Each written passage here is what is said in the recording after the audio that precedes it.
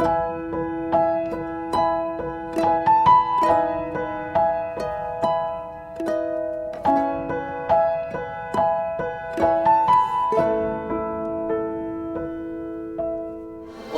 bibir lidah hamba-Mu, berkati setiap telinga yang mendengar, biar semua kemuliaan itu kembali kepadamu.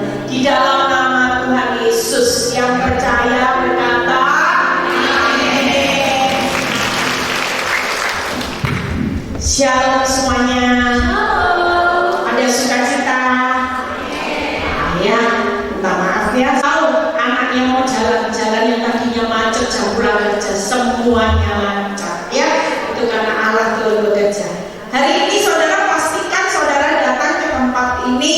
Saudara tentunya bukan hanya sekedar datang ya, sekedar cari penghiburan ya. Tapi saudara percaya, saudara pulang, saudara dapat sesuatu yang pasti mengubahkan hidup saudara. Dan waktu hidup kita berubah, percayalah, perubahan demi perubahan, terobosan demi terobosan, itu pasti Tuhan lakukan. Amin. Sesi ini saya juga akan membahas tentang marah. Seringkali kita ini di tengah masa kepanikan, jujur tekanannya berat, dengan keadaan yang makin sulit. Kalau saudara lihat orang di sekitar kita itu sudah gampang emosi. Orang tersinggung di mall, tonjok-tonjokan. Ya, orang sudah hari ini gampang emosi. Tapi senyatanya kita sebagai anak Tuhan di tengah tekanan sekalipun kita tetap belajar untuk yang namanya hidup ini tetap pilihan. Mau taat daging marah atau roh yang berkata sabar. Sudah sabar Tuhan, kurang apa? Panjang sabar. Itu yang Tuhan mau hari-hari ini. Yuk kita lihat ayatnya terlebih dahulu. Amsal 22 ayat 24 sampai 25. Amsal 22 ayat 24 sampai 25. Jangan berteman ya dengan orang yang lekas gusar. Jangan bergaul dengan seorang pemarah. Berikutnya, supaya engkau jangan menjadi biasa dengan tingkah lakunya dan memasang jerat bagi dirimu sendiri. Lihat ya, kita hari-hari ini pentingnya orang bisa mengendalikan amarah sampai firman Tuhan kasih peringatan. Kalau kita ini gampang bergaul dengan orang yang suka marah, nanti kita juga akan ikut marah. Nah, amarah ini yang perlu kita hari-hari ini kendalikan. Kita nggak bisa ngomong saya pengikut Kristus. Nanti lihat ya ayatnya, pengikut Kristus itu seperti apa sifat Kristus. Lihat Amsal 25 ayat 24. Saya berharap pulang dari tempat ini yang tadinya suka sensi, suka dikit-dikit tersinggung, suka dikit-dikit marah, kita percaya dengan belajar firman ini kita pilih untuk taat. Mungkin nanti setelah pulang ya saudara, kita akan diuji menghadapi suami mertua yang galak, teman yang menfitnah hidupmu, mengata-ngatai hidupmu dari belakang. Mulai sekarang kalau kita mau belajar untuk tidak gampang marah, EGP aja. Tidak usah mikiri perkataan orang. Daripada meresponi perkataan orang, lebih baik kita meresponi firman Tuhan. Amin. Kalau firman Tuhan berkata tidak usah marah, lihat firman Tuhan itu selalu berkata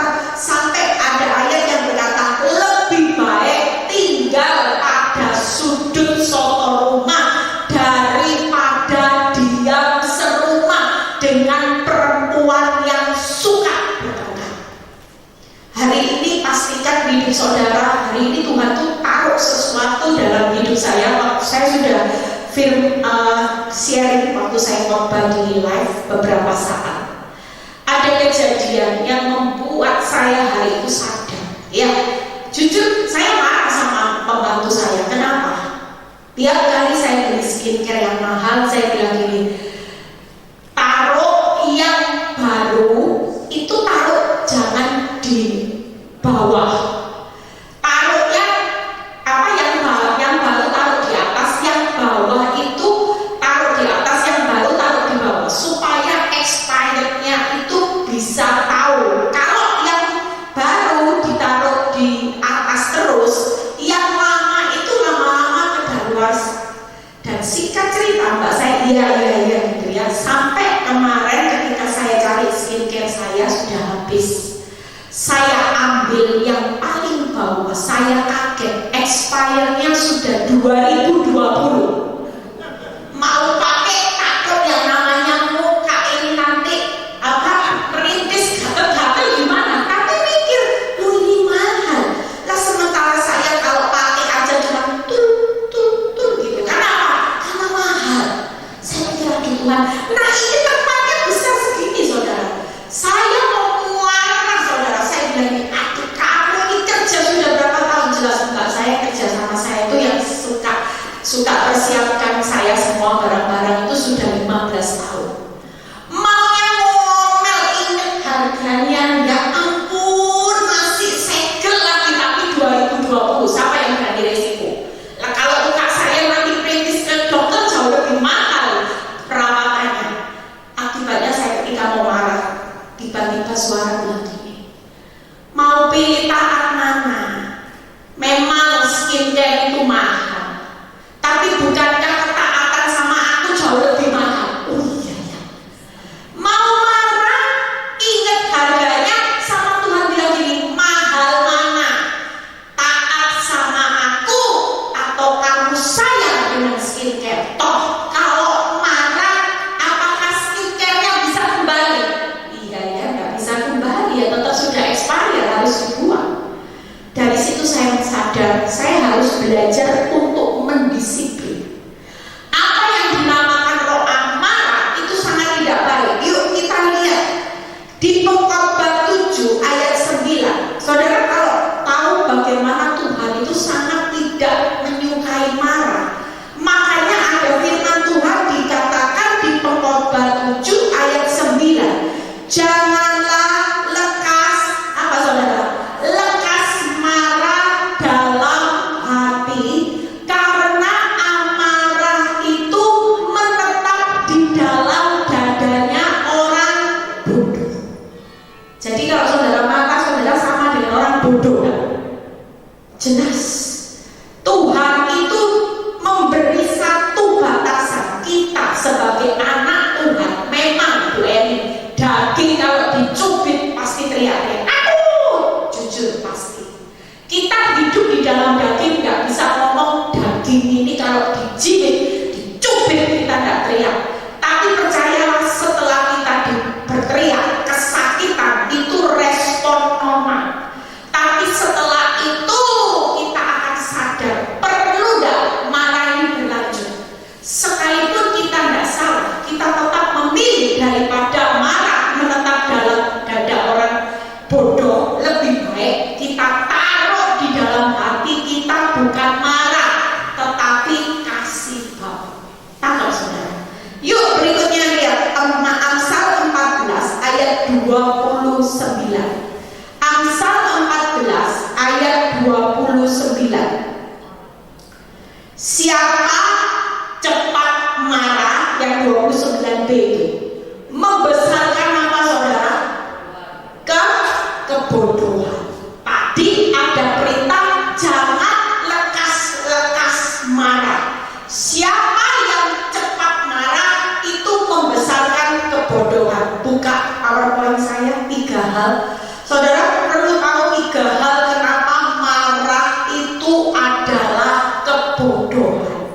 Kalau kita tahu marah itu kebodohan, maka jangan mengulangi hal yang bodoh. Jauh lebih baik kita hari ini sabar di mata Tuhan. Saudara bukan orang yang bodoh, tapi di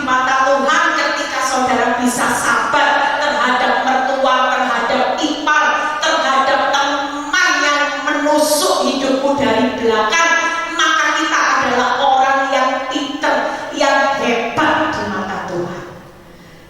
3 hal lihatnya. Marah itu tidak mengerjakan kebenaran di hadapan Allah. Jelas. Kalau kita punya sifat terus marah, maka kita sedang mengerjakan kesalahan di hadapan Allah. Buka Mazmur 145 ayat 8. Mazmur 145 ayat 8. Lihat, kalau kita mengaku anaknya Kristus, maka jelas yang namanya. Nah ini, sifat Kristus itu apa saudara?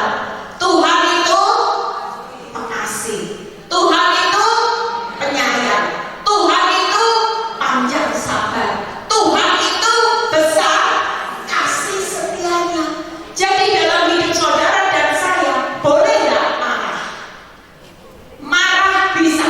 Kalau orang salah kita marah, it's okay. Tapi setelah marah itu hati kita tetap kembali memiliki hati Kristus yang punya kasih, tetap punya hati yang sayang, panjang sabar, besar kasih setianya. Yang tidak boleh, marah itu menetap di dalam hati, diingat terus. Saya punya kenalan di Surabaya, ya, saudara tahu? Kasihan, ibu ini meninggal gara-gara kepahitan sama mertuanya. Ibu ini sabar, masih muda saudara. Waktu meninggal anaknya masih kecil-kecil. Hari itu dia hidup, ya namanya pondok mertua indah, ya satu rumah sejak kawin sama mertuanya. Disitulah awal prahara.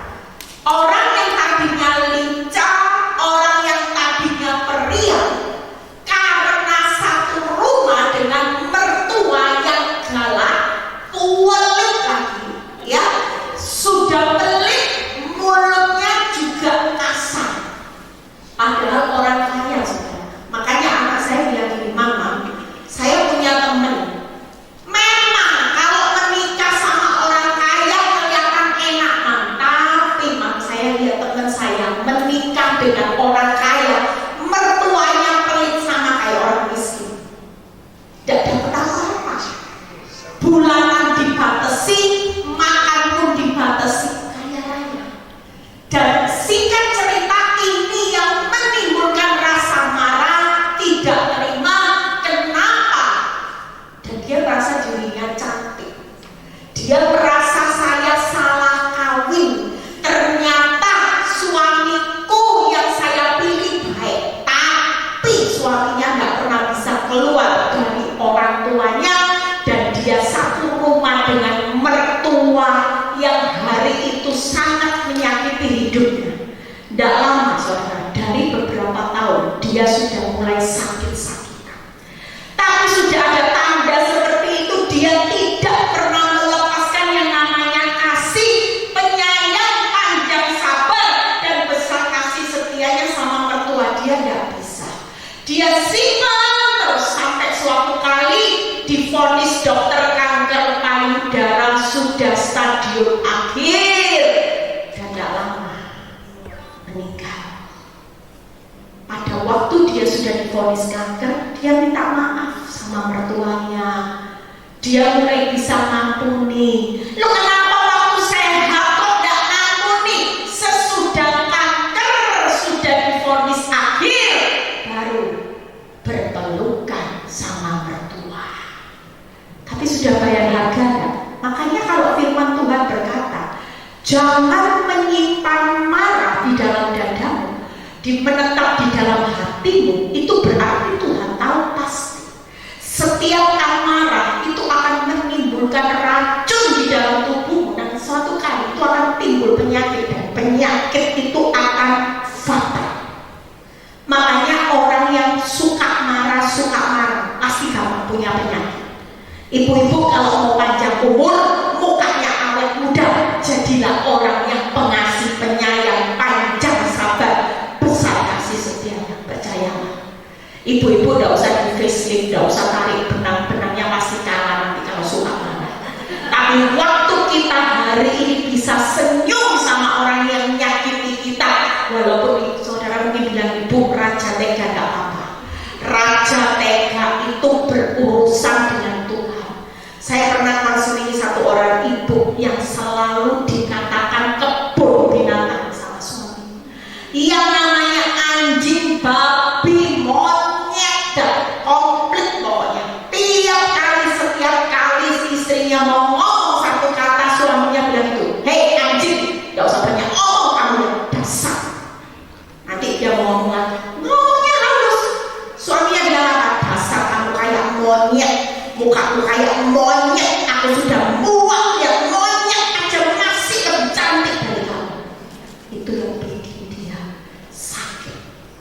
Saya cuma tanya, ibu, dulu itu pacarannya gimana? Ya dia kejar-kejar saya, nggak bawa monyet-monyet, Bu Eli.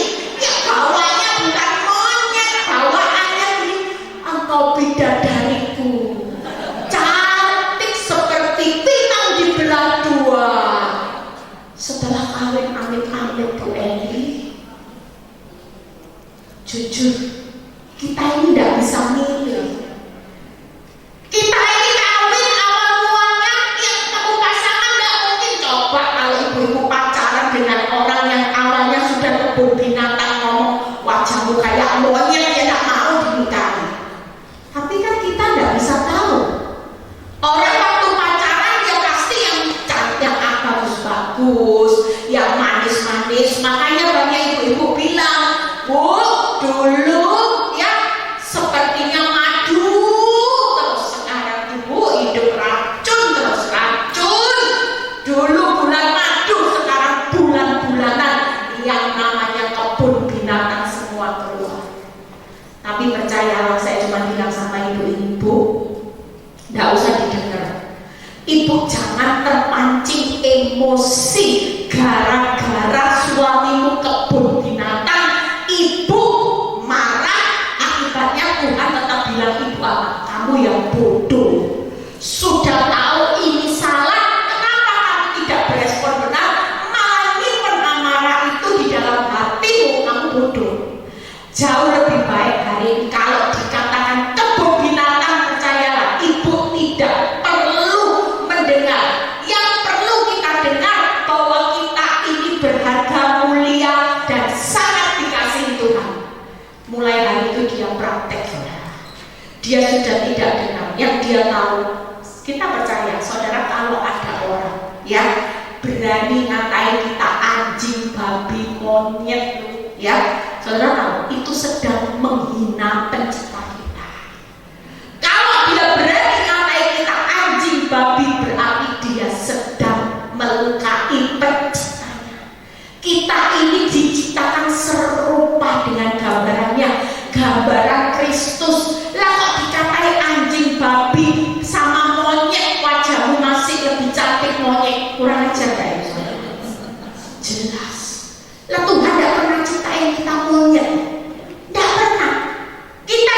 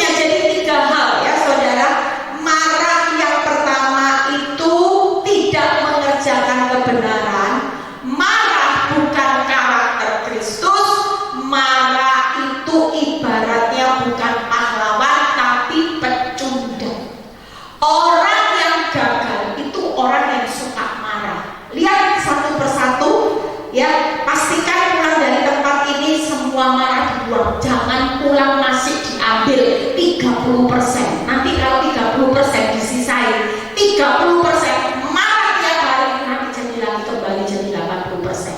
Tapi sekali saudara keluar dari tempat ini, saudara janji sama Tuhan, Tuhan, aku tidak mau jadi orang bodoh. Mulai hari ini orang boleh menghina aku, orang boleh mati hidupku, orang boleh menfitnah hidupku, tapi aku tetap tidak akan pernah marah. Marah adalah yang pertama. Marah itu tidak mengerjakan kebenaran. Buka Amsal 29 ayat 22 sampai 23. Nah ini, si pemarah menimbulkan apa saudara? Pertengkaran. Jujur kalau ibu-ibu tidak pernah marah di rumah, kira-kira rumah tanggamu ada pertengkaran enggak? Yang menyebabkan pertengkaran karena waktu keadaanmu tidak salah kau marah. Tapi kalau kita hari ini tidak merespon suami yang maki saudara, saudara tidak merespon, tidak akan terjadi pertengkaran. Dan saya nggak pernah mau menciptakan pertengkaran dalam rumah tangga, karena saya selalu ingat Mazmur 133 yang berkata, Tuhan memerintahkan berkat buat orang yang bisa diam rukun bersama.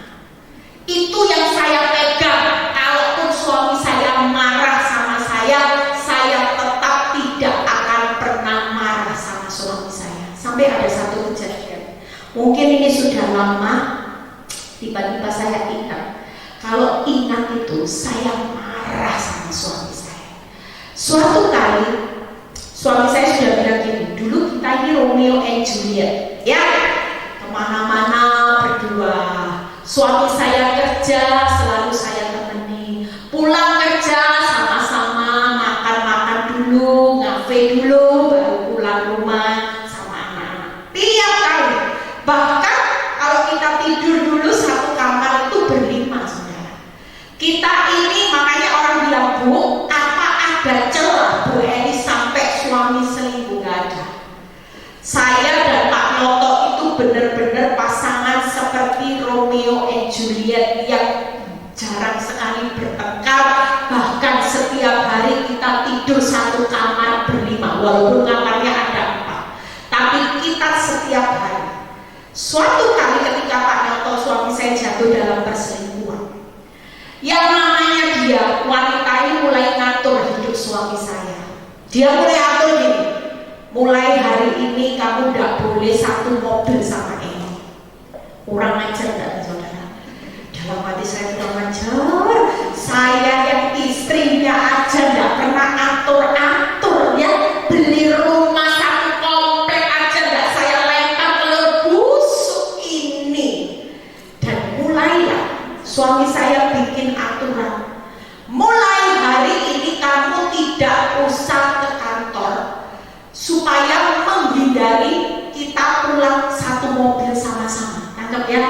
Jadi hari itu saya cukup kaget dengan keputusan. Dia bilang, mulai hari ini kamu nggak usah ke kantor, aku bisa pulang sendiri. Nanti aku pulang sendiri, aku pasti pulang. Kamu jangan pergi ke kantor. Namanya orang masih hidup dalam daging, rasa nggak terima. Oh jelas, saya bilang ini, saya akan datang. Saya mau buktikan, berani nggak dia usir saya. Karena di kantor itu ada mertua saya. Saya yakin, nah ini manusia pakai kekuatannya sendiri. Saya tetap. Waktu dia lihat saya, mukanya sudah seperti mau telan saya. Tapi ada mertua saya, tidak berani dia. Tapi waktu saya dekat sama dia, saya bilang, pulang. Kan ada mertua saya, dia bilang, pulang. Saya yang namanya keras hati, saya dulu kan suka preman, saudara. Saya dalam ayo berani tidak kamu ya? Ada mertua saya merasa gitu, pulang. Itu. Dia tambah jengkel, sudah jamnya mau pulang kan? Dia tidak berani pulang karena takut nanti pelapornya telepon, kamu di mana? Sama Elinda. Oh itu dicek. Saya memang sengaja, saya bilang lagi dia. Waktu mertua saya masuk kamar, saya cuma menjawab ini,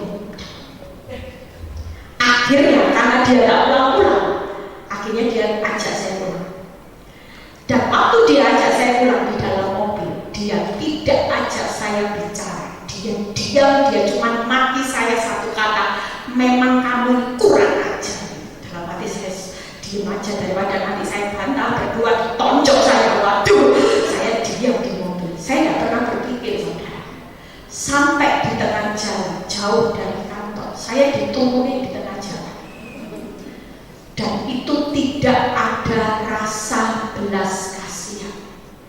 Hanya karena takut telepon segera berdering. Di tengah jalan saya dipaksa turun. Sambil dia sudah kontak supir saya untuk jemput ibu di jalan ini. Dan dia tinggal saya tanpa tunggu supir saya berdiri di jalan, saudara. Hari itu saya nangis, saya marah. Saya bilang, Tuhan, keterlaluan Tuhan, saya istrinya. Dia kok tidak takut turunin saya di tengah jalan. Hati nuraninya di mana?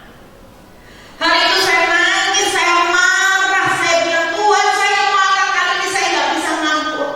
Tapi waktu Tuhan ingatkan, yuk lihat Amsal 29. Si pemarah menimbulkan pertengkaran dan orang yang lekas gusar akan banyak pelanggarannya.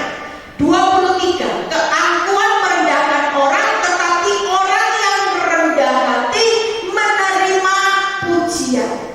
Dari situ Tuhan cuma ingatkan, yang suruh kamu ke kantor siapa? Tadi kan sudah tidak boleh ke kantor. Kamu kok pakai kekuatan akal pikiranmu sendiri. Sekarang diturunin dari jalan, tidak usah marah. Hari ini belajarlah jadi orang yang rendah hati. 3 hal buka PowerPoint saya. Dari situ saya cuma berkata, Tuhan, saya ini kan istri. Lah kenapa dia harus takut sama wanita yang bukan istrinya? Sampai dia diultimatum tidak boleh satu mobil dengan saya berdua. Itu yang membuat saya sudah habis akal. Maunya saya pikir ulang, mau saya labrak. Itu yang namanya pelakor, kurang ajarnya luar biasa. Tapi waktu saya ingat Tuhan berkata, mau marah itu tidak mengerjakan apapun di hadapanku. Sekalipun kamu tidak salah, engkau tidak perlu marah. Pulang nanti kalau lihat suamimu datang, engkau tidak perlu menciptakan pertengkaran, engkau tidak perlu marah, karena marah itu menimbulkan pertengkaran, banyak pelanggaran, dan engkau tidak terpuji di hadapanku. Dan ketika saya lihat suami saya pulang, saudara tahu, tidak ada rasa bersalah. Minta maaf kayak enggak. Pulang ya sudah, masuk rumah, sapa anak-anak, saya tidak disapa. Duh, hati saya dulu ingin saya racun, Tuhan. Tidak punya suami seperti ini, tidak apa-apa, Tuhan. Tidak saya. Tapi itu yang membuat firman berkata, Tuhan berkata, berhenti marah. Makin kamu marah, nanti kamu akan lihat iblis akan menciptakan keadaan yang membuat engkau tidak bisa mengampuni orang yang menyakiti hidupmu. Engkau akan terkena penyakit nanti. Setelah saya berdoa, saya lihat suami saya bilang, iya Tuhan, aku mau ngampuni. Sekalipun iblis ingatin kurang ajar, di tengah jalan kamu diturunkan. Ya kamu kan bukan pembantu, kamu kan istri. Kalau pembantu diturunin tengah jalan masih tidak apa-apa, ini istri kelewatan. Iblis taruh intimidasi. Tapi hari itu saya mengambil keputusan untuk saya tetap mau mengampuni, karena saya mau pilih taat kepada Tuhan daripada taat kepada iblis. Amin. Berikutnya, marah itu bukan karakter Kristus. Bukan Amsal 20 ayat 3, kita baca Amsal 20 ayat 3. Hari ini pastikan yuk, terhormatlah seseorang Jika ia apa? Menjauhi bantahan. Makanya tidak usah bantah-bantahan ibu-ibu. Sudah, walaupun mau saudara benar, sudah, daripada bantah. Mulai sekarang kata Tuhan apa? Orang yang menjauhi perbantahan itu orang yang terhormat. Hari ini tidak usah ngeyel, tidak usah yang namanya pembenaran diri. Biar Tuhan yang bela hakmu. Sekalipun engkau berkata aku tidak salah Tuhan, tidak apa-apa. Artinya kita belajar untuk punya karakter Kristus, rendah hati, lemah lembut. Siapa kita ini? Cuman hamba. Kalau kita menjauhi perbantahan, maka kita orang yang terhormat. Lihat ya. Tetapi setiap orang bodoh lagi membiarkan amarahnya apa saudara? Meledak-ledak. Siapa yang suka marahnya meledak-ledak? Di sini tidak ada, di luar sana ya. Di sini sudah ibu-ibu yang luar biasa panjang sabar semua ya. Disakiti, puji Tuhan, haleluya. Jujur hari ini tidak gampang saudara ya untuk belajar sabar, tapi kita mau sebagai anak-anak Tuhan, yuk mulai miliki gaya hidup kerajaan Allah yang tidak suka marah, tapi suka memberi pengampunan dan kasih. Berikutnya buka di Amsal 29 ayat 11. Amsal 29 ayat 11 kita baca. Orang bebal, lihat ya, melampiaskan apa? Seluruh amarahnya, tapi orang bijak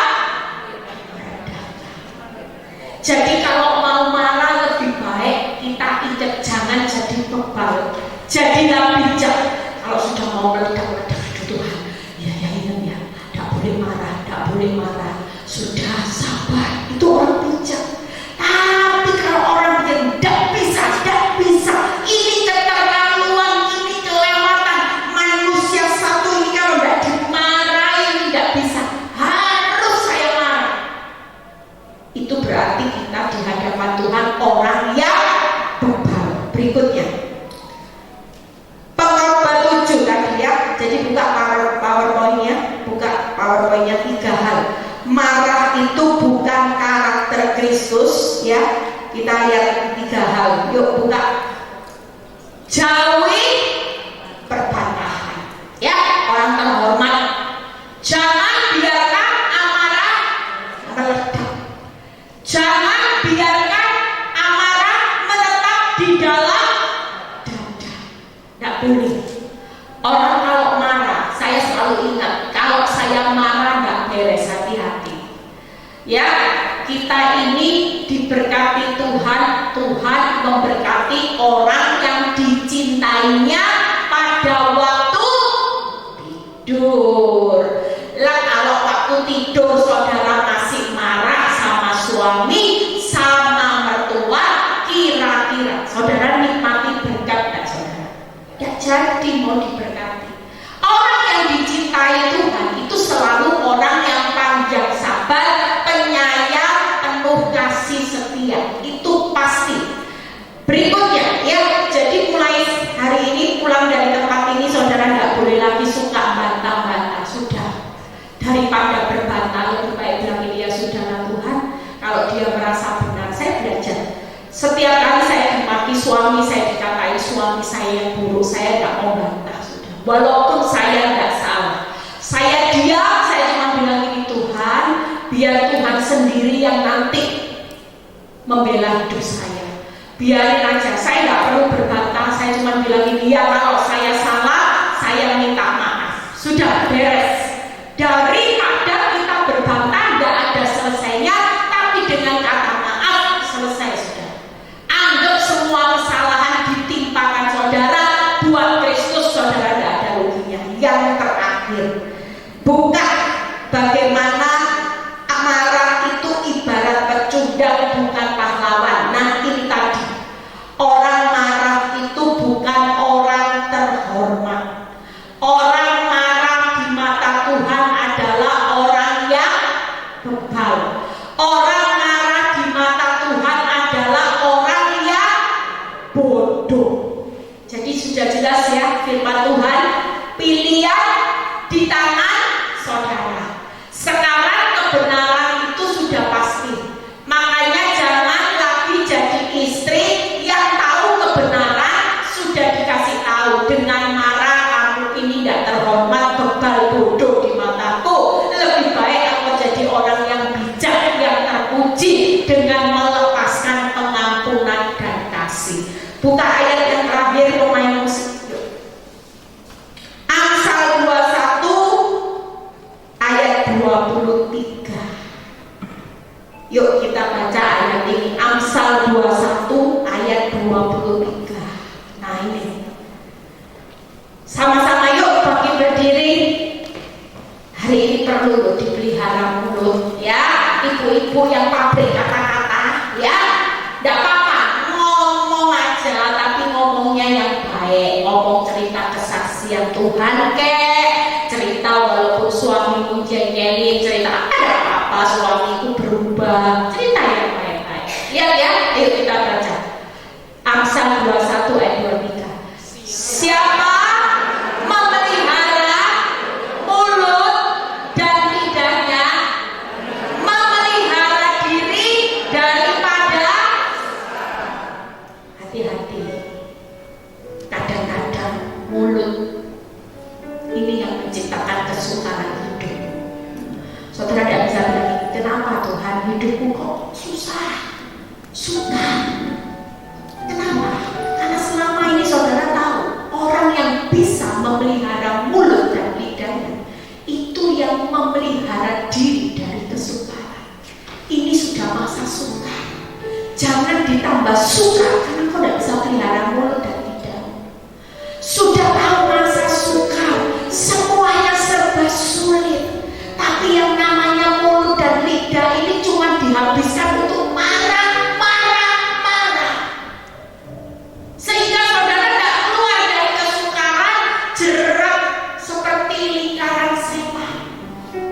Terus berputar di masa kesukaran, saudara tidak bisa nuntut Tuhan. Kayaknya marah itu adalah kebodohan yang menyebabkan jelas. Namanya kesukaran itu kerugian tidak saudara? Jelas. Kalau kita mau hidup di bawah Tuhan, berhasil dan beruntung, hari ini jangan pernah simpan marah di dalam hati. Lebih baik kalau sore ini Tuhan ingatkan orang yang pernah saudara marah sampai hari ini saudara tetap bawa namanya. Sekali saudara ingat namanya, mungkin aku bisa ngampuni. Hari ini yuk kita mau melepaskan semua. Pastikan saudara datang ke tempat ini, saudara dapat pesan yang khusus. Jangan ciptakan masa suka makin suka karena saudara suka punya kebiasaan marah. Yuk kita mau datang sama Tuhan.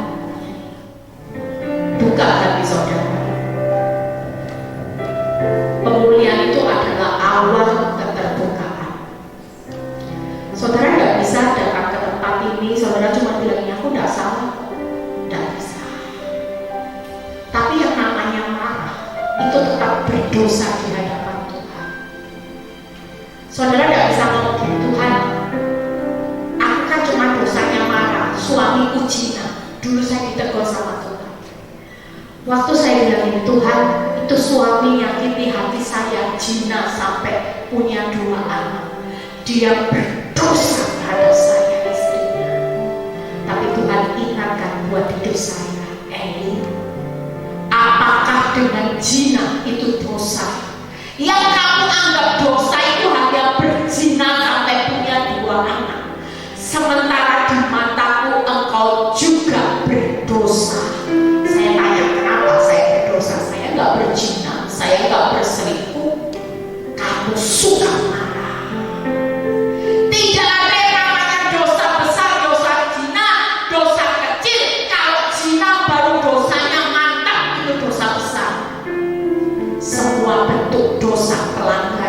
mau marah sekalipun, itu tetap berdosa di hadapan Tuhan. Tidak ada dosa besar, dosa kecil, saudara.